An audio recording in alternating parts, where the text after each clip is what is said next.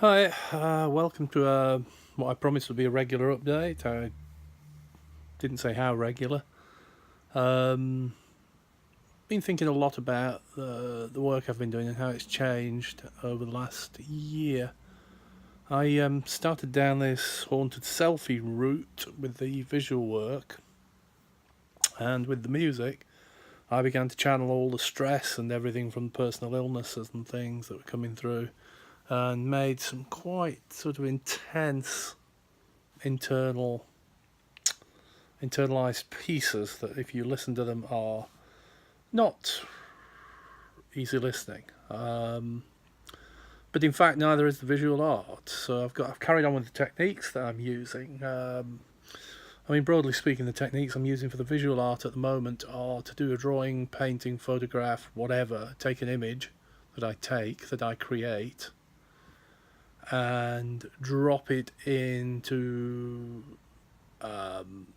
software and paint onto it. So I paint onto it using a stylus or finger or anything like that. I just haven't got the space for oil or the time, to be honest. I like the immediacy of the computer. I like the fact that the medium can dry, and I also like the ersatz nature of the fake medium, if you like. I mean, this is a big thing. It's almost like pastiche. I was talking to my daughter about pastiche last night in music, and we were watching clips of the Ruttles and how. And I was explaining, if you haven't seen the Ruttles, just search for them on YouTube. But the Ruttles was a parody of the Beatles. Now the songs, if you listen to them, sound for all the world like the Beatles could have written them, but they're musically not copying any particular Beatles song. They're just done in the style of, and structurally they're the same. Sorry, the cat jumping over the back there. And I think there's something quite funny about pastiche, where you're not just paying homage to your influences, you're actually taking the style of them and utilising it yourself. And I think so much of what's happening in art in the modern era is pastiche and is comedy, and all of this has its roots, I think, visually in conceptual art, going back to Manzoni with his artist shit, and then latterly and currently Banksy with his shredding work, which to me is a piece of high comedy.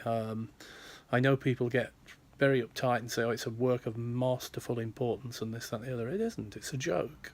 If you actually look at it, it's an extremely well written joke, beautifully delivered, and it landed 100% as a joke.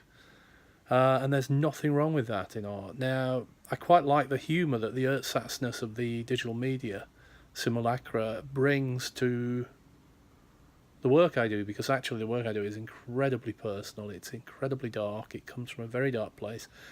They're still haunted selfies, they're still about the self, but they've gone a step further into exploring angst and the real sort of deep terror we feel. And a lot of them were done, after some night terrors, after operations, and having been in hospital, sort of 4 or 5 times in a space of a few months. Waking up in yet another hospital bed is not funny. But you have to react. And so what I took was that, you think, well, should I get depressed about all this? And then you think, well, I've tried everything else in the past. When things hit me, like the recession and things, you get very depressed and all of that sort of stuff. And actually, I've actively tried to channel it. So, in a way, much like a beaver builds a dam to block the water, and the water does certain things that they can then use, but sometimes it flows around the dam. I've tried to build that dam and make it flow a different way, and it's flowing through the work at the moment. And it's flowing through the work nicely because I feel actually okay and calm. Despite a number of setbacks, including hospital superbugs and all of this sort of stuff that I'm currently dealing with. And it's been an effective way to tackle it. And I notice it's national sort of or international mental health day or something on Twitter at the time of recording.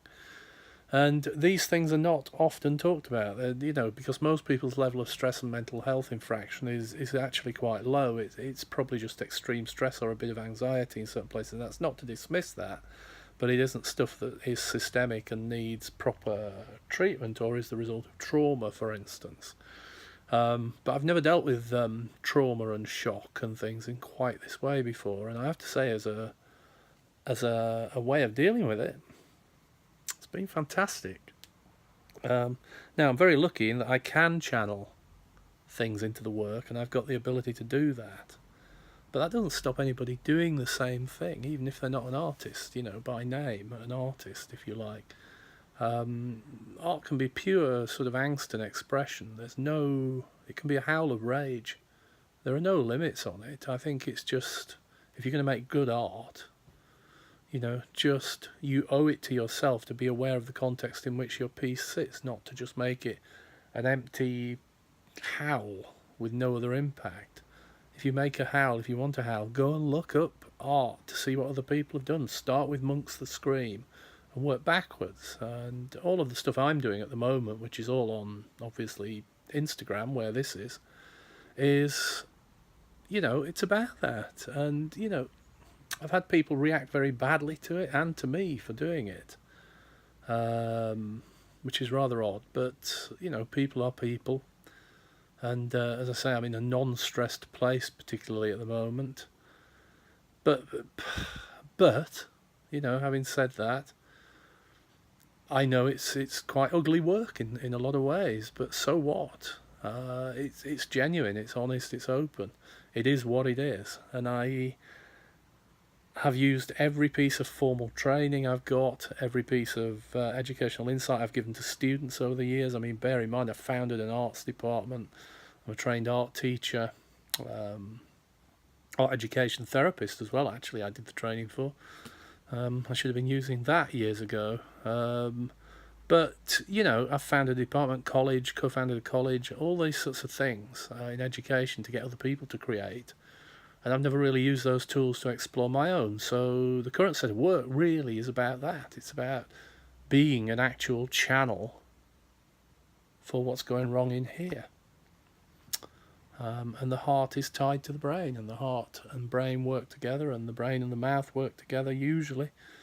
And the brain and your artistic training should work together. And I think, I said to someone the other day, and she really loved the phrase, that I always think of art as an echolocation system for the intelligence, in that we take in things through our senses, eyes, ears, mouth, nose, all of those sorts of things.